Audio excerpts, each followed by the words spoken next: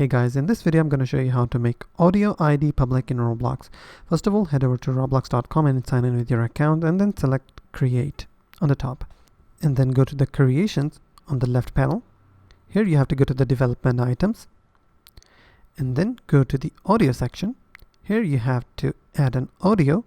For instance, to add an audio, simply select upload asset. You will see this page.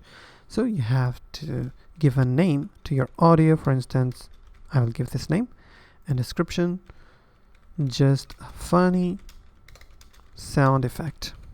That's it. Now, and then what I will do, I will upload my audio file.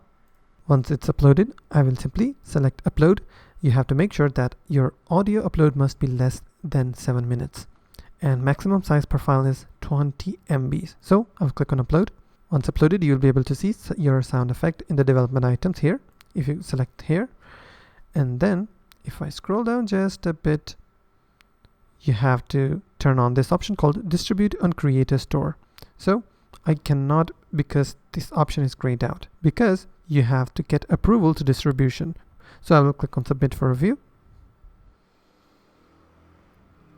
You have to check all the boxes and you also have to verify your identity by clicking here on verify button. It will open a new tab and you have to verify yourself. Once you're verified, you can go back to this page and it will take 24 hours to get the approval of the distribution, and then you'll be able to turn on this option. Once it's turned on, click on save changes, and that's simply how you can make audio ID public in Roblox. If you found this video helpful, please hit the like button and also don't forget to subscribe.